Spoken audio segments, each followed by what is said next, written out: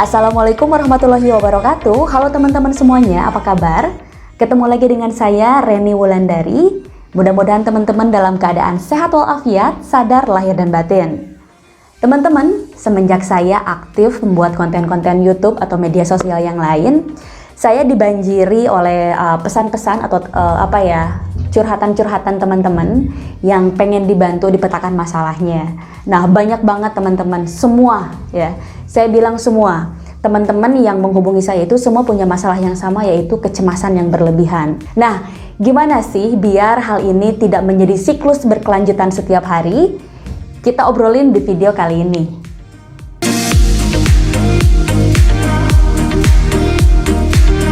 Teman-teman, menurut sebuah penelitian, manusia mampu berpikir sampai 70.000 pikiran dalam satu hari.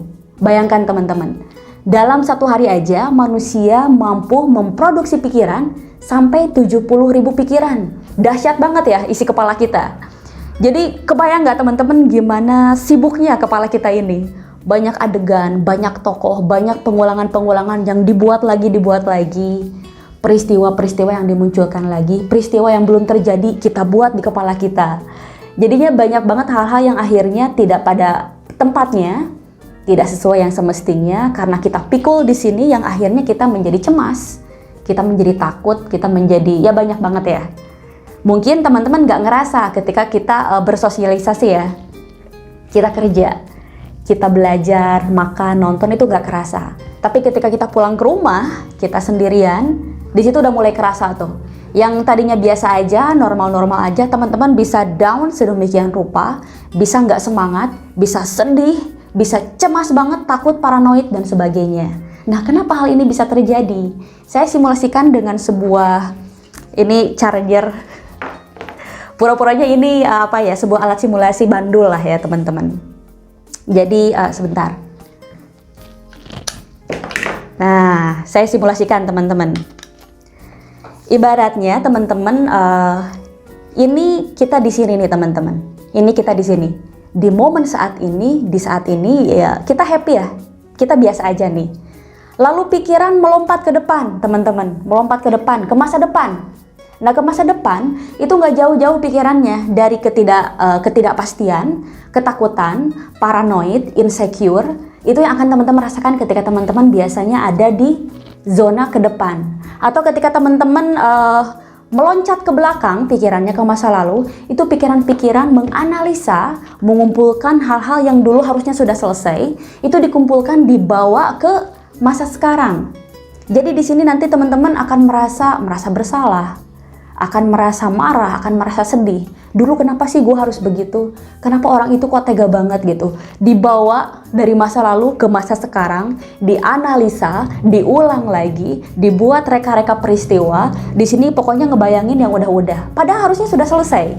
Toh masa lalu sudah nggak bisa diapa-apain lagi kan?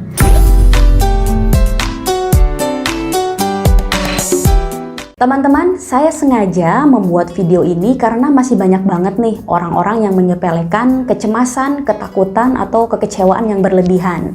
Ketika pikiran kita ada di masa depan atau di masa belakang, ini banyak banget menimbulkan emosi-emosi negatif yang akhirnya kalau tidak dikontrol, jadi terakumulasi setiap hari, ini akan menjadi stres teman-teman. Nah, stres yang tidak terkontrol dengan baik, tidak dikelola dengan baik oleh kita, akan menjadi depresi, frustasi yang akhirnya lebih parah lagi teman-teman. Banyak banget contoh-contoh kejadian, mungkin kita juga pernah ngalamin, ada beberapa yang awalnya dari stres ini ya akhirnya banyak banget penyakit-penyakit yang muncul karena beban pikiran atau namanya psikosomatis. Ada yang jadi vertigo, nafsu makan hilang gitu, terus tidak bisa tidur, insomnia. Ada juga yang kalau sahabat saya, teman saya sampai meninggal, beliau badannya kurus karena sering berpikir dengan keras. Kurus yang akhirnya beliau terkena penyakit kanker otak dan akhirnya meninggal. Jadi parah banget ya, bahkan yang bunuh diri juga. Yang bunuh diri itu kenapa bisa biasa aja, nampak sehari-hari biasa aja? Karena itu mereka berniat bunuh diri ketika cemas itu datang, ketika mereka sendiri.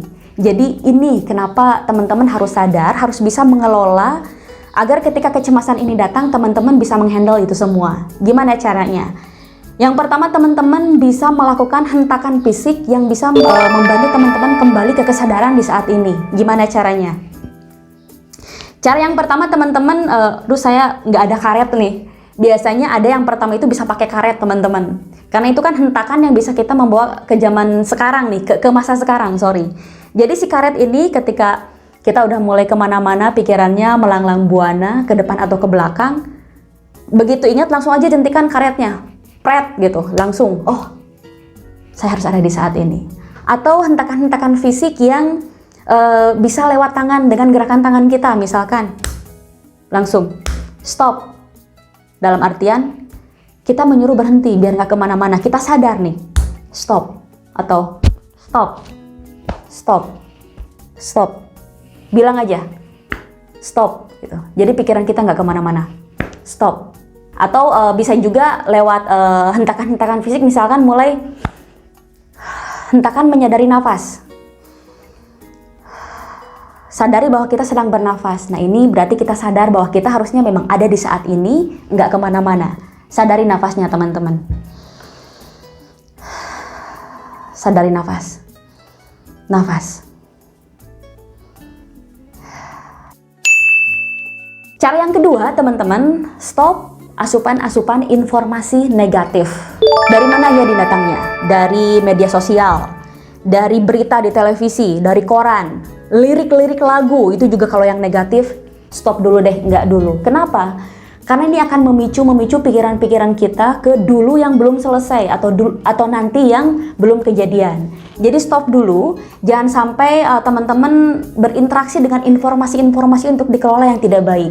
Karena saat tersebut adalah saat dimana teman-teman kecemasan-kecemasan muncul itu, salah satunya banyak banget informasi-informasi yang mengendap di alam bawah sadar. Nah inilah saatnya yang teman-teman harus mulai berani mengambil langkah, berhenti memasukkan informasi-informasi negatif yang tidak memberdayakan. Kemudian yang ketiga, teman-teman perbaiki relasi dengan sekitar. Karena teman-teman orang yang memiliki kecemasan-kecemasan berlebihan, emosi-emosi negatif, ini biasanya orang-orang yang merasa sendiri. Kalau dia merasa ada orang lain, dia merasa dicintai, dia merasa memiliki banyak orang yang layak dipercaya, dia juga merasa keberadaannya diperhitungkan, orang ini nggak akan merasa bahwa dia itu harus cemas, harus takut dan sebagainya.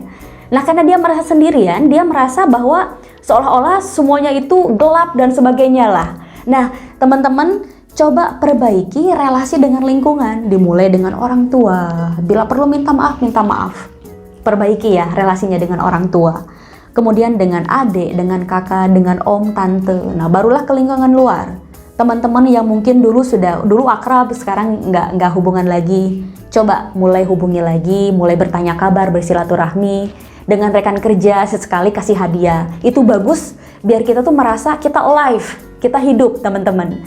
Kalau relasi kita bagus dengan lingkungan sekitar, kita jiwa kita itu akan lebih tumbuh dengan lebih baik, teman-teman. Kita nggak akan ngerasa sendirian. Kemudian yang selanjutnya, cara yang nomor 4, teman-teman, kenapa sih kita ini kok susah banget untuk ada di sini? Pengennya itu maju ke depan atau maju ke belakang gitu. Sebenarnya kenapa kita itu susah ada di sini? Karena teman-teman tidak punya jangkar. Ibaratnya sebuah perahu kapal yang dia bisa berpetualang melanglang buana ke berbagai negeri kemana-mana. Kalau dia ada jangkar, dia tuh nggak akan kemana-mana. Oke, mungkin dia pikirannya meloncat-loncat, kadang ke sini, tapi dia cepat banget sadar, cepat banget untuk berada di momen saat ini. Gimana caranya? Jangkar ini adalah teman-teman harus membuat goal, teman-teman harus membuat daftar impian, vision board, target-target, bucket list, apapun lah sebutannya. Sebut aja, tulis aja. Mulai berani nulis ya. Tulis di sebuah buku. Harus dengan tulisan tangan ya. Tidak boleh diketik di HP, di komputer, di laptop, enggak. Ditulis dengan tangan di sebuah buku atau kertas, ditulis ya. Karena itu akan masuk ke alam bawah sadar kita. Teman-teman tulis pengen apa aja nih. Misalkan dalam 5 tahun harus punya rumah. Pengen punya sepeda lipat dengan harga sekian. Pengen jalan-jalan ke London. Pengen misalkan 3 tahun lagi harus punya usaha dan sebagainya.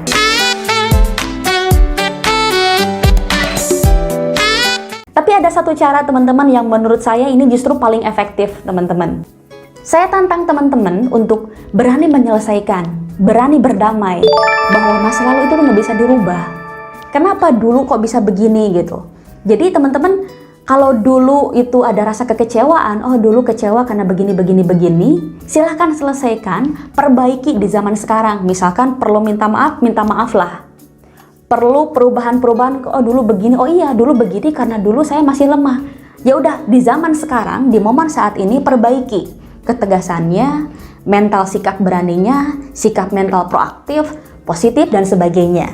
Jadi hal-hal yang dulu belum selesai, diselesaikan di zaman sekarang dengan berdialog ke zaman dulu, ke masa lalu, apa sehingga kamu tuh sering muncul tuh kenapa? Dijawab sekarang sehingga masalahnya selesai.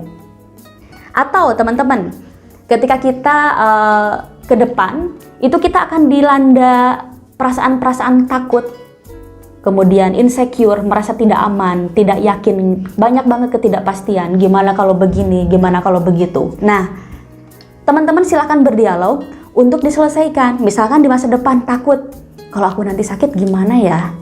Siapa yang akan bayar rumah sakit? Siapa yang akan jaga? Gimana kalau nanti belum punya rumah? Gimana kalau nanti ada bencana alam dan sebagainya? Gimana kalau usaha saya bangkrut?